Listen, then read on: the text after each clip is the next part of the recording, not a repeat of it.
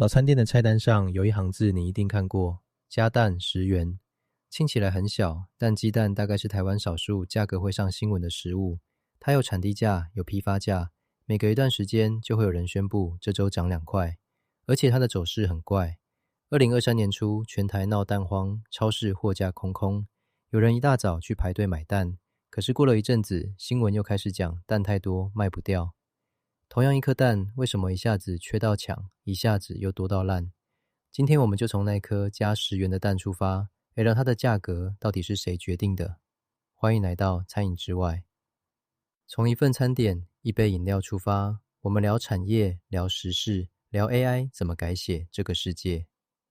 先讲一件很多人不知道的事，鸡蛋不是市场自己跑出一个价，它是被爆出来的。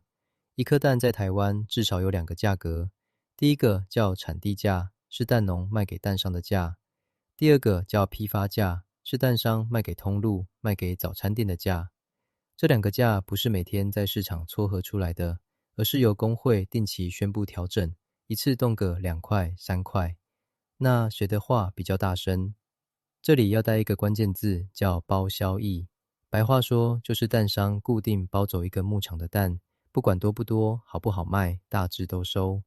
听起来对蛋农是保障，但代价是价格的主导权也一起交出去了。联合报的专题访问过蛋农，讲得很直白，在包销制度下，产地价由蛋商主导，蛋农几乎没有话语权。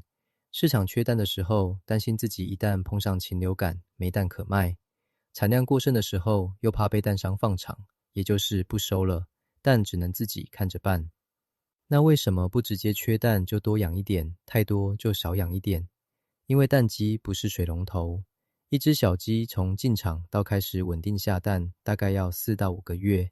也就是说，今天决定多养，要等好几个月以后，蛋才会真的出来。如果我们把视角拉远，会发现这其实是一个经济学里很典型的问题，叫供给弹性低。白话说，就算价格涨翻天，短时间内产量也生不出来。而需求那一端偏偏很会动，天气冷的时候会多吃，节庆前会多买，甚至当青菜变贵，有些人会觉得蛋相对便宜，转头去多买几盒蛋。于是我们得到一个很尴尬的组合，供应短期固定，需求却天天在变。结果就是所有的变动全部由价格自己吸收，价格因此变得很敏感，一点风吹草动就是好几块。更麻烦的是，这种市场会产生一种循环，价格高的时候，大家觉得有利可图，一起增养。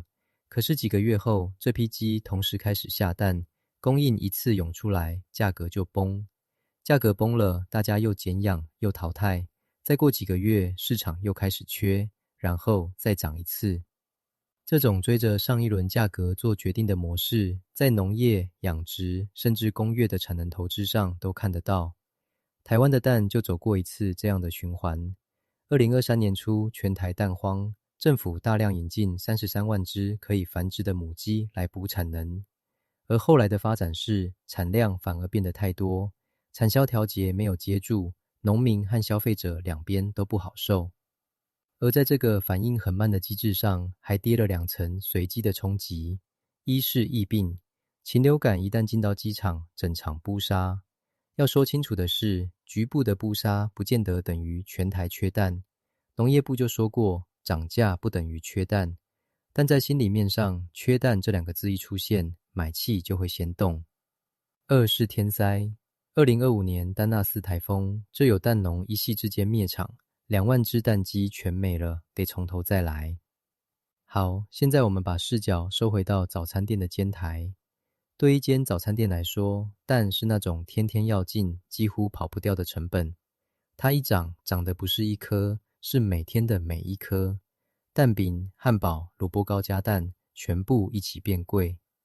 蛋价涨，谁吃下来？通常先是店家，因为菜单是印出来的，是挂在墙上的，改一次价要重新印，要面对客人的反应，所以短期内店家多半先自己吸收。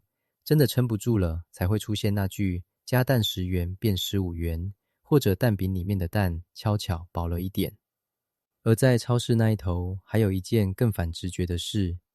联合报的调查发现，同一个牧场出来的蛋挂上不同品牌，在架上可以是一盒50几元，也可以是上百元。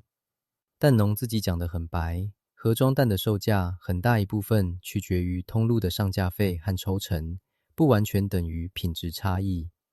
也因为蛋商通常向好几个牧场收蛋，送进清洗分级的工厂一起处理包装，一旦出事，溯源就变得很难。前一阵试着芬普尼毒蛋就是这样被揭开的，被下架的9款蛋品竟然来自同一个牧场。所以我们手上的那一盒蛋，价格里其实混着3件事：鸡的产能、通路的抽成，还有整条塔链上谁有议价权。至于我们自己能做什么，其实很简单，记得蛋价是会回来的，它不是一路往上，而是上上下下。贵的时候少囤一点，不要追高。而如果你在意来源，蛋盒上的溯源标示比品牌名字有用得多。从一句加蛋要多收10块，我们看到的是一个反应很慢的机制。鸡要养4、5个月，价格却每周都在动。于是每一次天灾，每一次疫情，每一次大家一起增养，最后都会变成货架上那盒蛋的价钱。